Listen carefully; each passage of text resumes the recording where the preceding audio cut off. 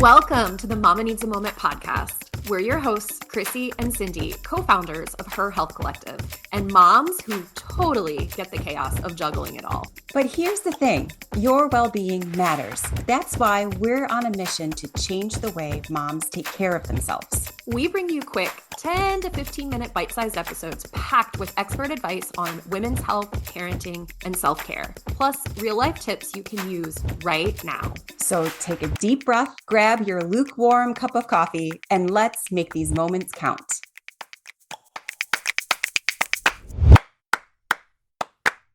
Yay! We're here for a very special episode today. We're going to dive into mom hot takes. And I think this is going to be a pretty fun conversation. And Cindi and I are going to talk about if we agree or disagree on different topics that tend to be a little controversial. Of course, these are our own opinions. We want to lead off with that. So, Cindi, are you excited for this conversation? A bit nervous, actually, because you were. I know. Well, anytime I'm giving my opinion on something, I'm like, oh, people are going to lash out. They're going to be like, why do you think that? But let's embrace it. Let's do it. Yeah. And I don't think we're talking about anything too controversial. We'll leave that for your family Sunday dinner. This is just, today we're talking parenting and discipline. So the first hot take that we're going to dive into is timeouts. A timeout. I grew up with timeouts. Did you grow up with timeouts? I did not have timeouts, but I am a bit older than you. And we had more of the threatening of spanking or stand in the corner, things of that nature. I think timeouts came a little bit later. And in my personal opinion, I feel that they can be effective if they're used in an appropriate way. Personally, and from what I've heard from experts that we've had on the show before and that we talked to quite a bit, timeouts are a great way for you to remove them from the situation and have them redirected and give them a chance to basically refuel and be taken away from the situation that's actually triggering them. Yeah.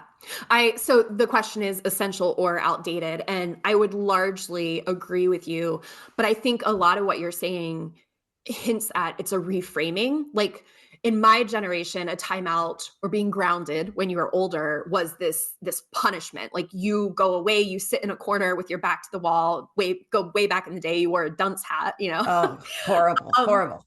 And that felt very punishing. It felt very attention drawn to you.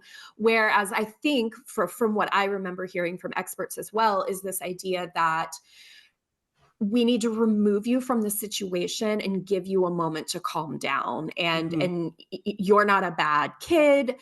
You know, there's just this behavior that we're seeing that we need to stop in the moment, and let's give you a moment to calm down. And I know a lot of people have calm down corners and calm down boxes. And I think that can be utilized in those situations, which changes the feel of the quote unquote timeout. And I think it's also important to note the child. I think every kid is different. And while our philosophies on parenting and punishment and discipline have changed, I still fully believe that every parent knows their own child best and what works or doesn't work. And, you know, I know there are parents that have tried everything under the sun. And I just want to pause and acknowledge that every parent knows what's best. You know your child best and have probably tried all the things. So definitely no judgment if it works in whatever capacity you use it, basically. Yeah. I want to backtrack and say I 100% agree with you saying it's a reframing of timeouts, because now that I'm thinking about it, I did have timeouts growing up where I was sent to my bedroom, but it wasn't called a timeout. And it was where I was given that time, but I was taken away from the situation. And what experts basically say is when you're pushed to go have time in your bedroom, like I did, you're basically giving them a message that their feelings are too big. You can't handle their feelings. What they're feeling is wrong, etc. And I can see that. And so then the reframing has come into making it into a timeout. So rather than go to your room, it's time for a timeout.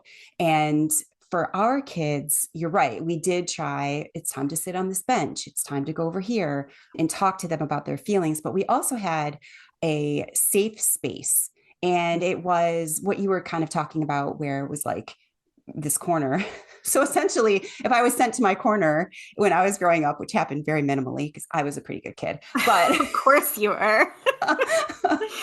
but it was a timeout essentially, but just phrased in a different way. Yeah. So our safe space was one of those IKEA toddler beds, and we made cushions and pillows, and we made like a contraption around it with curtains. And so it was a place for them to go and recenter themselves and maybe have a toy that helps them balance themselves, or just we sit and we talk to them about their feelings and whatnot. So that was beneficial for us. Yeah. And also, I guess I'll throw out, I did mention grounding as you get older. And I think you're probably more in this space even than I am. What discipline looks like with older kids can be really tricky. I think a lot of it now is probably things like taking away technology and things like that. But grounding was used quite a bit. I wasn't grounded very often, but there was a couple times. And I think that is another version in a way for our older kids. And I don't know yet. I have no idea when my child gets older where I'll fall on that. I mean, I think sometimes it's needed. If I look back at me as a kid, it was needed. Yeah. Yeah. I mean, we're in it right now. We're really in it. And you're right. Every time you kept saying grounding, I immediately went to, putting their feet in the grass, like grounding. Grounding in that way. Not like you're grounded for a week. Honestly is what they need even more than like being sent to their room. Seriously. They probably do need to go put their feet in the grass. And yes, they really do. They need to take some deep breaths. We try that. We try the breathing, but more with our preteen and teenager, we really try to let them have a voice and talk to us about things. Because when I was growing up, it was more of what your parents say goes. And now we're not like militant parents. We're more of like a democracy where we allow our kids to tell us how they're feeling. Okay, help me understand what is going on in this moment. What made you stay on your phone for an hour longer than you were supposed to, or whatever it's supposed to be. And sometimes it's ridiculous. Should I say what their excuses are? But I think it's important that they have a voice. This episode is brought to you by Her Circle, the ultimate community for moms looking for real connections, meaningful experiences, and expert support. From Mom's Night Out and family adventures to book club, volunteer opportunities, and expert workshops, Her Circle is where moms come together to learn, laugh, and lift each other up. Spots are limited, so join the waitlist at herhealthcollective.com/membership and be the first to know when doors open. Let's move on to participation trophies. Do you think they're good for confidence or setting kids up for failure? Oh, good question.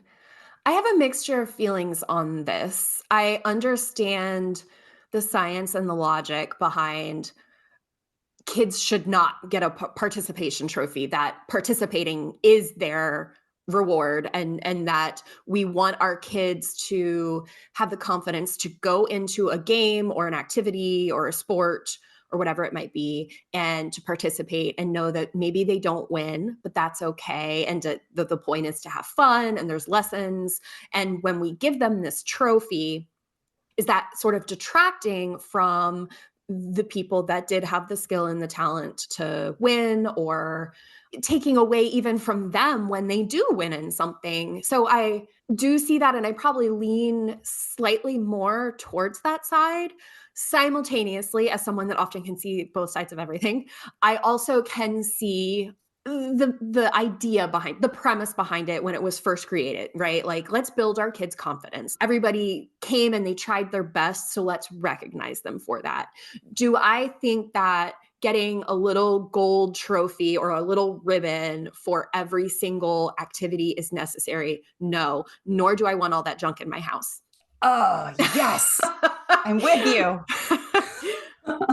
Yeah, you made a lot of great points. And I'm also one of those people that can see both sides. And I do see the benefit, the pros and cons to both of them. I do, however, try to think long term and how is this setting our kids up to be able to deal with failure as an adult? Yes, you need to be focused on child development and understand that they are children with children's brains, but we do have to prepare them a bit for what's going to happen in the future. And realistically, in a job, when you're working, you do not get certificates for everything Right. that you do, Yeah. right? But I do understand that they are more fragile. Their egos are more fragile. You're trying to teach them good sportsmanship. You're trying to teach them teamwork and cheering on the rest of their teammates. You don't want it to become too competitive. Do you really think that they're more fragile, or this is what I envision someone on the other side saying. Yeah. Do you really think that they're more fragile, or have we created a situation in which they are? Have we Mm, coddled them to a point yes. where they're so fragile? Because I think there are lots of instances, if we look over through time, where they haven't been. They can take a failure, and yes, Mm-hmm. it hurts, but there's valuable lessons in that. And I think more than the trophy saying you participated, but hey, you still lost, is after that event when they lost, they come to you and they can cry it out, they can express their frustration, and you can co-regulate with them, you can hold space with them, you can acknowledge the pain, you can share your own stories where you Mm-hmm. failed and felt that same pain. And that's a growing opportunity. And that, I think, is what strengthens that ego and strengthens that sense of inner confidence, is navigating through that and getting to the other side. Yeah. Oh, I 100% agree with that for sure. And fragile was probably not the right word. I think what I was trying to convey is that they're still a work in progress. Well, we all are. Sure. Good Yeah. gracious. I can't think of the right word to use. They're basically still building their brains. Yes, 100% exactly what you said. So, what is our overall consensus on this? I I don't think that participation trophies are fully necessary. I feel like we have to interact with the child and talk to the child and make sure that they are processing their feelings and understanding it. Yeah, yeah. Yeah. Okay, so here's another hot take, similar topic. Should kids be allowed to quit activities they don't like? Okay, so again, like with all of these, every situation is different. So, if, for example, your child is participating in some sort of activity and it's unhealthy for them, there's bullying, people are treating them very poorly, they're injured, things like that. You have to take that Of with each course. Yeah. situation. However, if my kid is healthy and it's just that they either don't like investing the time in this particular activity, or they are, wanting to invest more time in gaming versus like playing pickleball or whatever they're doing, you take it situation by situation. So if my child came to me and said, I'm not having fun, I don't really want to do this anymore, I would encourage my child to finish out their commitment and say, we made a commitment, let's keep trying this and seeing how it goes. It's a learning experience, and just really trying to help them make it through as best as they can. What about you? What do you think? Yeah, I don't really have too much different to offer. I feel the same. I think that you make completely great points. Again, I'll revert to the idea that we each know our own kid best. We have our own relationship with them. We know if there's a certain line that's being crossed. I think finishing your commitment, if you've signed up for a year of dance, you finish your year of dance and then you can reassess. But finishing that commitment is important. I will also say that I don't have a lot of personal experience in this, because with my daughter, and I only have one, she wants to do all the activities and she never wants to quit anything and she wants to keep adding more. So I have to force her. I'm like, no, we got to quit something. So it's kind of a different end of the spectrum. But if I think back to when I was a kid, in hindsight, looking back as an adult, there's things that my mom let me quit all the time. I just said, oh, I'm not really liking it. And she's a single mom. She didn't want to cart me around everywhere. Sure. I Yeah. totally get that. in hindsight, am like, if I had stuck with it, I would have been good at that. I wish that Mm. I had stayed in lacrosse. I wish that I had stayed in dance. I'm graceful. I'm strong. I've got good eye-hand coordination. I would have been good at those things, but I wasn't good for those first 6 weeks I tried it. And I came home crying because I couldn't do the pirouette or catch the ball with the net. And so there's a fine line there, right? But at the time, I was so thankful to my mom. So there's that weird, again, going back to as a parent, in the moment, you want to do what's best for your kid, but also thinking about that sort of long-term picture there. Yeah, yeah. You want them to know that you're hearing them, that you're listening to them, that you're taking into consideration their feelings about it. But you also want them to understand that if you're not good at the first 3 times you try it, it takes practice and hard work in order to get good. And that's how we learn consistency and persistency and tenacity, keeping with it. Those are incredibly valuable as adults in the working world and just in general. And we have to learn that somewhere. So I do think that's a valuable place to learn that from. Gentle parenting. Do you think it's a game changer or just another trend? A huge shout out to our Patreon subscribers. Your support truly means the world to us.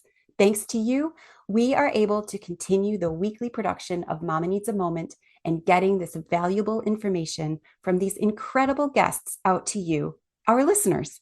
This final question has been recorded as a bonus and is available for our Patreon subscribers to go listen to right now. Be sure to log into your Patreon account and have a listen.